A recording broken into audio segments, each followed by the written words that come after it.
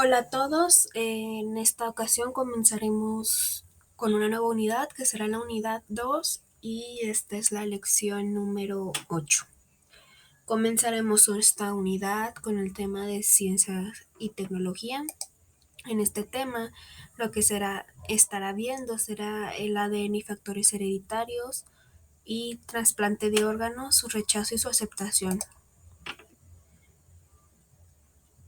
Como introducción es importante recalcar que a través de la historia, la humanidad ha logrado una serie de adelantos tecnológicos que han sido acompañados por cambios profundos en la vida social.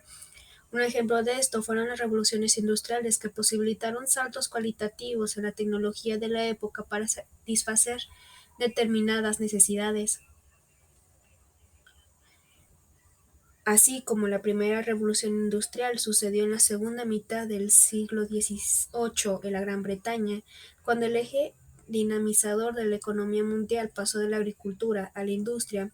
A la consecuencia de ello, se perfeccionaron las técnicas de producción, aumentó la población y se modernizó el transporte. Un siglo después, estaría ocurriendo también en la Gran Bretaña la segunda revolución industrial, manifestándose en el empleo de nuevas fuentes de energía, como petróleo y gas, el desarrollo de nuevos sectores de producción, como la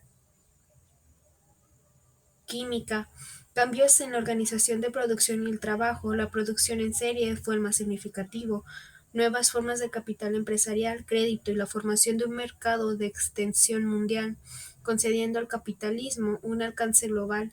Esto también se manifestó en la multiplicidad y atomización de estilos artísticos, convencionando por el impresionismo, reflejo de la complejidad de las relaciones humanas a finales del siglo XIX. Hoy vivimos una nueva revolución industrial que tiene como uno de sus principales propulsores no solo las TIC o tecnologías de la información y la comunicación, sino también los cambios en la tecnología médica y por lo tanto la salud y la calidad de vida de las personas. Para ilustrar estos cambios en este primer capítulo, en este primer tema, trataremos los adelantos en materia genómica y trasplantes, así como los debates éticos que estos avances han suscitado.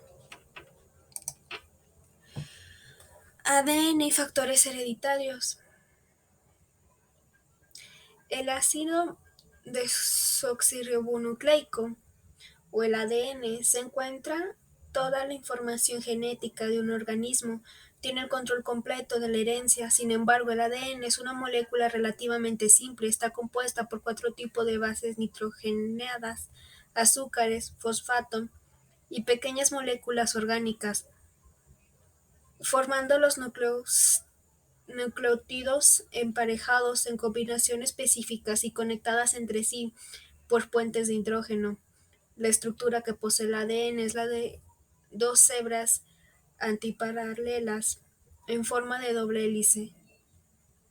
Bueno, el ADN es en efecto un compuesto que forma parte de todas las células y contiene la información genética de cada individuo. El ADN fue primeramente aislado por Friedrich Miescher en 1869, aunque este científico no sabía bien qué funciones tenía esta sustancia.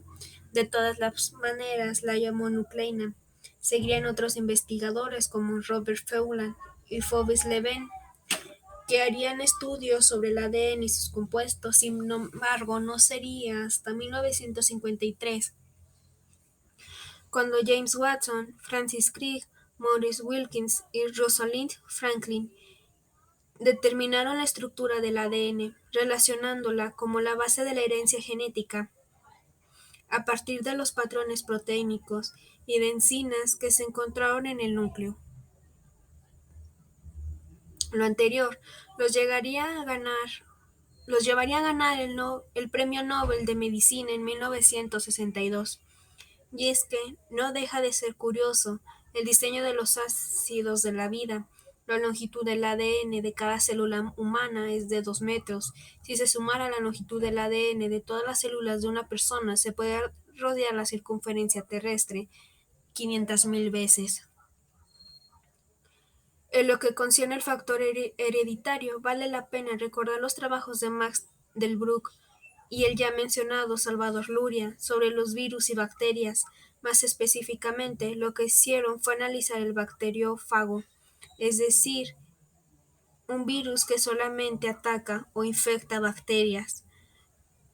Escherichia coli, ubicado en el intestino humano, observaron que este fago infecta una célula inyectándole su ADN, el cual poco a poco va tomando control de la maquinaria de las bacterias atacadas, fabricando a su vez nuevos virus. Finalmente estalla y libera cientos de fagos nuevos que hacen lo mismo con otras bacterias.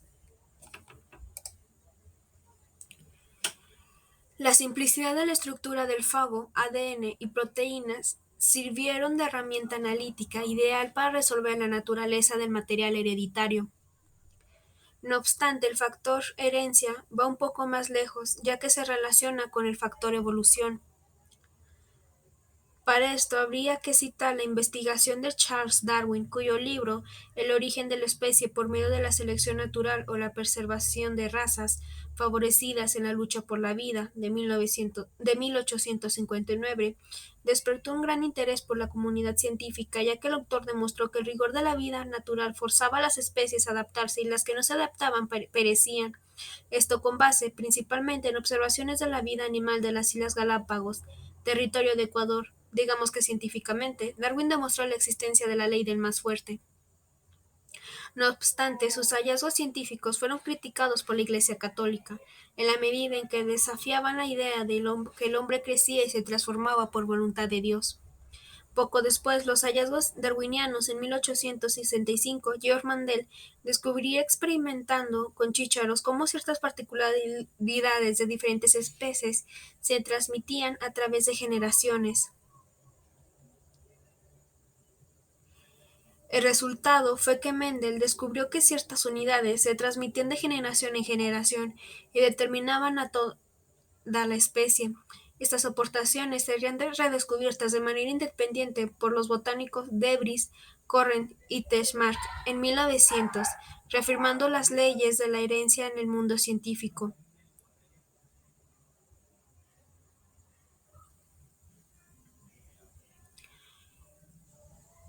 Los estudios de Walter Sutton, quien en 1902 acuñó su teoría de la herencia cromosómica, la cual consiste básicamente en que el momento de la partición celular llamada meiosis recibe un solo cromosoma de cada tipo.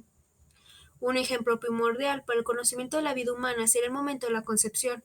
Los espermatozoides pueden traer consigo un cromosoma de tipo X o de tipo y el óvulo siempre porta un cromosoma de tipo X.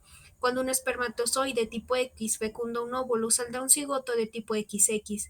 Entonces el bebé será mujer. De lo contrario, si hay un cigoto de tipo XY, saldrá un hombre. Esta manera es la más sencilla de explicar la herencia de cromosomas, ya que cada una de ellas contiene material hereditario que determina características únicas, como el color de piel, de ojos, de cabello, forma del mismo, lunares, etc. Estas evidencias desafían la antigua creencia popular de que la mujer es la responsable del sexo del bebé, cuando en realidad lo es el hombre, por portar el cromosoma Y.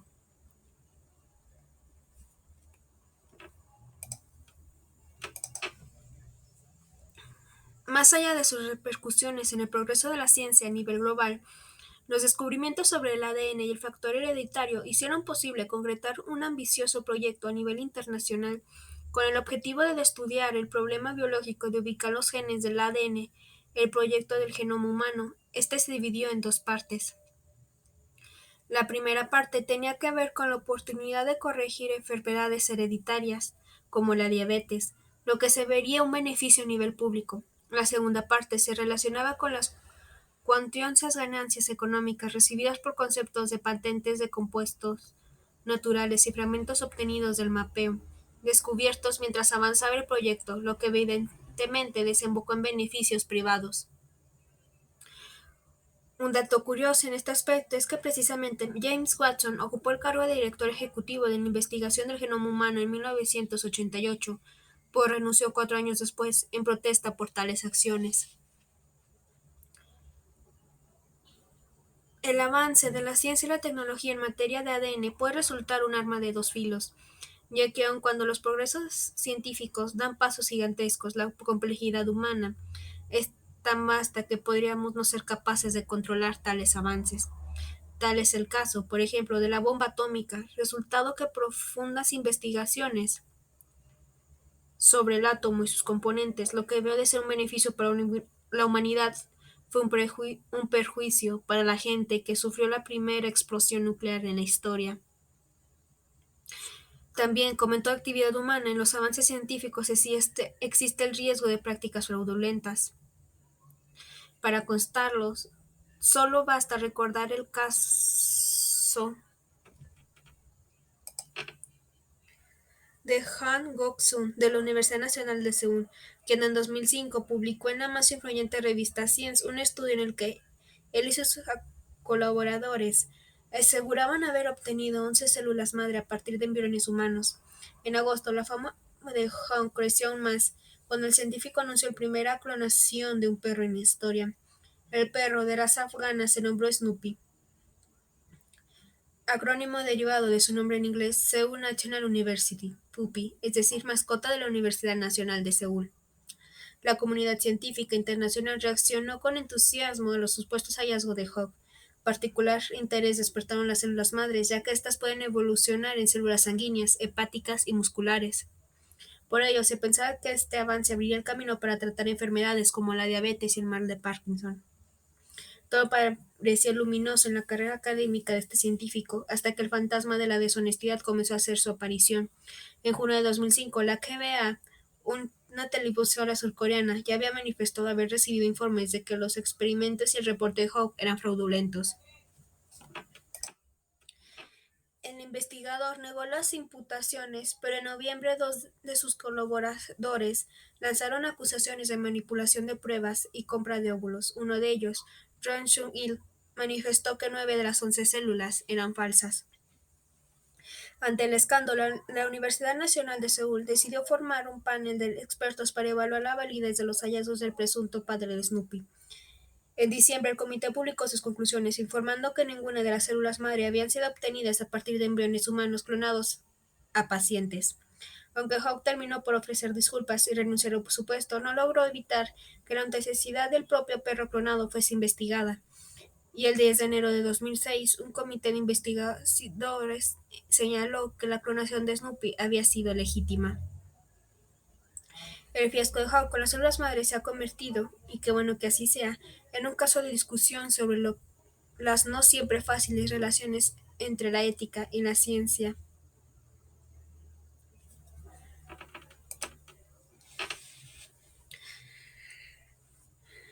Trasplante de órganos y su rechazo o su aceptación. Como ya se ha explicado, el acelerado avance de la ciencia y la tecnología se pueden traducir en beneficios o perjuicios a la humanidad, ya como en el complicado caso del ADN y todo lo que su descubrimiento conllevó. Ahora el que se abordará será el tema del trasplante de órganos, asunto que también reviste una significativa polémica. Relacionado con el progreso científico sobre el ADN, el trasplante de órganos es uno de los exponentes máximos de la vanguardia científica en medicina, al grado de constituir una opción válida y hasta a veces necesaria en el arsenal terapéutico. El trasplante es una opción extrema, pero que puede resolver situaciones que comprometan la vida de algún ser humano, además de incrementar la calidad de la misma. Curiosamente, la práctica de trasplantar órganos es muy antigua, aunque recién se notan sus efectos cualitativos. Los autotrasplantes realizados en un mismo individuo se remontan hasta el siglo VI, antes de nuestra era en la actual India. En el siglo XVI se introdujo el colgajo pediculado de piel, que consiste en traspasar tejidos entre diferentes partes del cuerpo. En el siglo VIII se había registrado un trasplante de pierna y en 1902 se realizó exitosamente y por primera vez un trasplante de córnea. Lo anterior se refiere a un homotrasplante, es decir, aquel que ocurre entre individuos diferentes de una misma especie. La heterotransplantes entre diferentes especies apenas se encuentra en desarrollo. La era contemporánea de este avance médico inició en 1954 con el primer trasplante de riñón, siguió con un pulmonar en 1963 y se consagró con uno de corazón realizado en 1967 por el médico sudafricano Christiaan Barnard. Es también en la etapa experimental de trasplante de órganos cuando se componen los problemas éticos. Podemos encontrar dos básicos, aunque se puede decir que existen muchos más: el aprovechamiento de órganos de alguna persona que haya padecido de muerte encefálica y el uso de tejido fetal. Del primero, el dilema radica en la persistencia de funciones vitales básicas, la respiración y la circulación, aun cuando ya no exista actividad cerebral. ¿Un humano sigue vivo si su cuerpo todavía funciona, pero el individuo ya no tiene conciencia? De aquí que emerge otro dilema: ¿cuándo interrumpir las medidas terapéuticas de reanimación o mantenimiento cardiorrespiratorio? ¿Cómo asegurar que una persona está realmente muerta antes de iniciar un proceso de amputación de órganos que servirán para hacer trasplantes a terceros?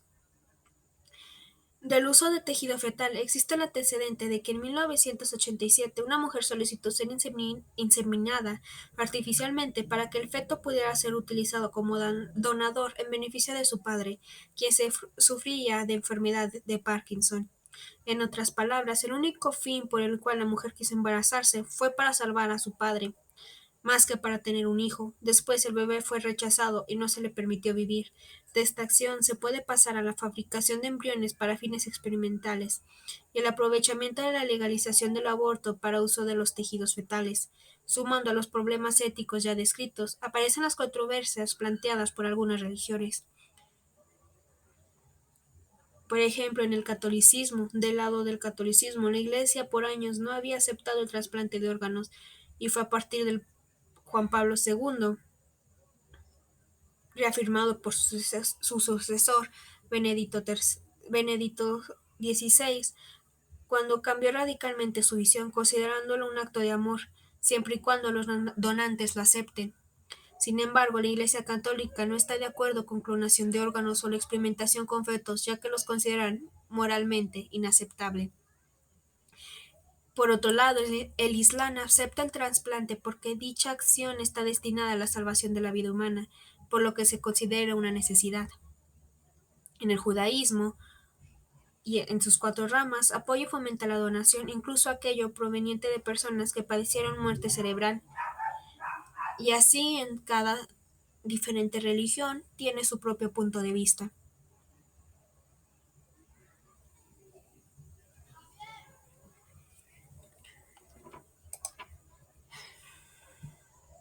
El trasplante de órganos sufre de la misma dialéctica público-privado, atrayendo la atención a un caso que sucedió en Pakistán. Una mujer llamada Helen Bibi no tuvo otro remedio que apoyar a su familia después de que su esposo sufrió un severo accidente en el que perdió una mano. Debido a sus limitados recursos, se vio en la necesidad de vender su riñón en $1,500 a una clínica que atendía a pacientes extranjeros, empeorando su salud a falta de cuidados posoperación. Esta situación es muy común en el comercio ilícito de órganos. Es decir, aparece el problema de que debido a la gran demanda para trasplantes de órganos, mucha gente ve en ellos una oportunidad de ganancia. Así se fomenta el tráfico de órganos y la compra-venta ilegal de los mismos. La Organización Mundial de la Salud, OMS, calcula que alrededor del 10% de los 63,000 riñones trasplantados en el mundo cada año a partir de donantes vivos se adquieren de manera clandestina. Algo semejante sucede con pulmones, hígados y córneas. La alta demanda de órganos para trasplantes se ha llevado a crear un mercado en el que ciertos compradores buscan adquirir órganos muy bajos precios, aprovechando la pobreza de personas como Helen Bibi. En 2008, las autoridades de la India descubrieron una red de médicos, enfermeras, paramédicos y hospitales que habían realizado 500 trasplantes ilegales de órganos extranjeros e indios de alto nivel socioeconómico. La mayoría de los no donantes eran trabajadores pobres que recibieron cuando mucho $2.500 por riñón. En casos aún más extremos, se ha llegado al punto de secuestrar personas para extraerles órganos vitales. Aunado a lo anterior, muchos países se enfrentan a la disyuntiva de cómo incrementar el abastecimiento de órganos a la gente que lo necesite de una manera que sea ética y humana. Los dilemas y debates referidos pueden parecer lejanos a nuestra realidad y solo aptos para médicos, pero no lo son, y cada vez estarán más presentes en nuestra vida. Existe un gran futuro para la medicina genómica y los trasplantes de órganos que tenderán a ser más comunes dentro de la medicina. De hecho, el Gobierno Federal de México ha establecido un Centro Nacional de Trasplantes, dependiente de la Secretaría de Salud, y los debates sobre la donación de órganos y su legislación cada vez están más presentes en la opinión pública.